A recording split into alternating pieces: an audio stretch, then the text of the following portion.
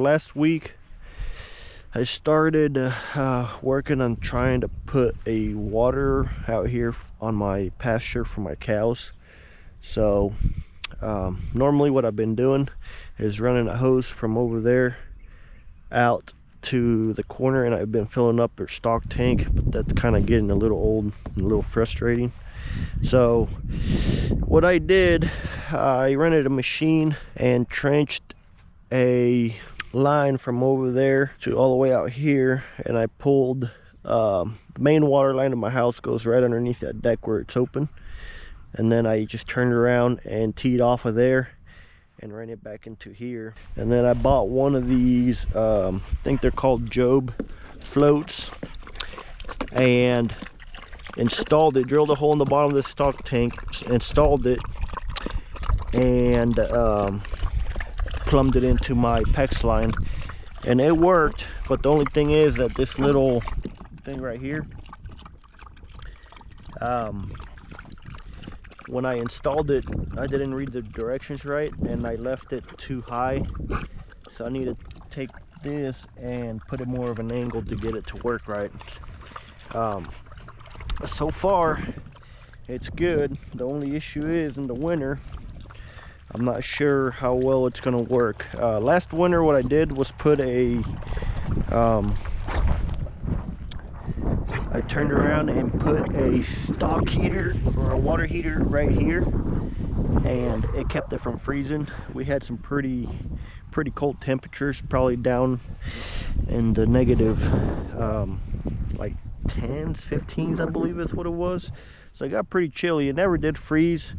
So I think I'm just gonna turn around and put a stock heater in here again, and hopefully I can just leave it in there year round and it'll keep this from freezing.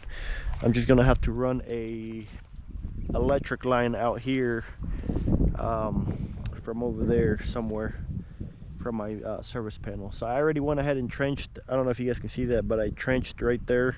I'm gonna run a power line to the doghouse, and then over here to the edge of that fence where the tractor's at, so I can hook up a fence charger.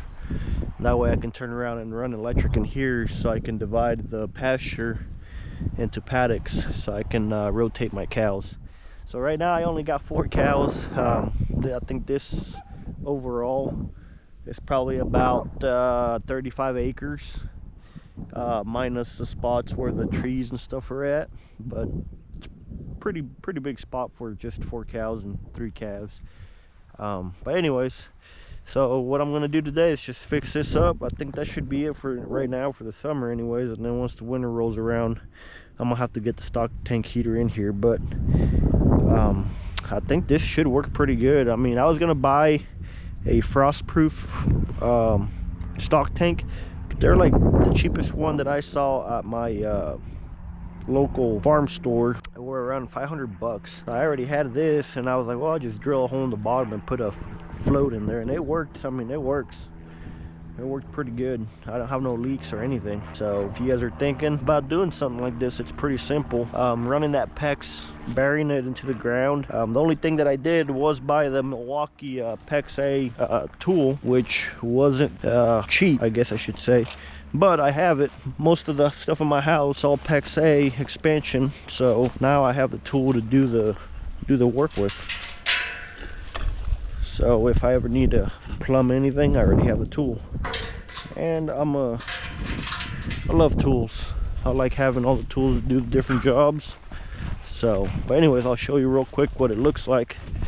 And underneath the stock tank, I didn't bury it, so I can, if I ever do want to run any more water lines out here, I can just tie in right there and run it out. So this is kind of what it looks like right here. I went ahead and put a little bit of insulation. Just comes out right underneath there, and it just, like I said, it's not leaking or anything. I've had it running since last night. I got done last night. No leaks, no nothing. So hopefully I'm gonna put some of this dirt down in that hole, cover it up, and I'm gonna adjust that float valve real quick, and we should be good. I need to clean all this up and mow, pick up some of these freaking rocks. I haven't been able to mow because I had all this trenched out, And I also trenched over there to hook up all my gutters to a drain line which runs over to that side over there, because I do have an underground basement that's finished, and the way that the downspouts for the gutters were just horrible. So once I get this fixed up, I'm gonna pick up some of these rocks, because man, this is all I have is freaking rocks. There seems to be no dirt, so I'm gonna turn around and fix that real quick. And anyways, that's what I've kind of been up to. I've been staying pretty busy. I also have like a couple other videos that I'm gonna be putting out. I need to turn around and install a remote kit for this tractor because I don't have any. It's kind of dumb if you ask me. It's like, what kind of tractor doesn't come with rear remotes? But I do have the kit. I went ahead and bought it. I need to make a video on installing it. I don't think it should be too hard.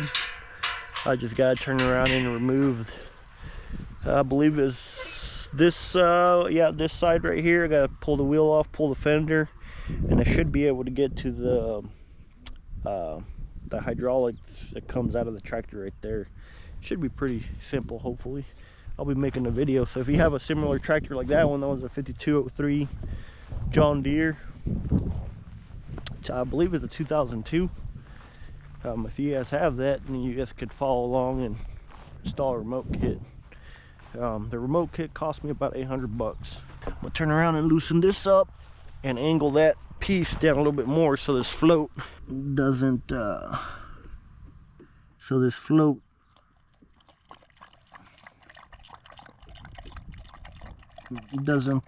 I mean, I'm almost at the very high limit of the stock tank.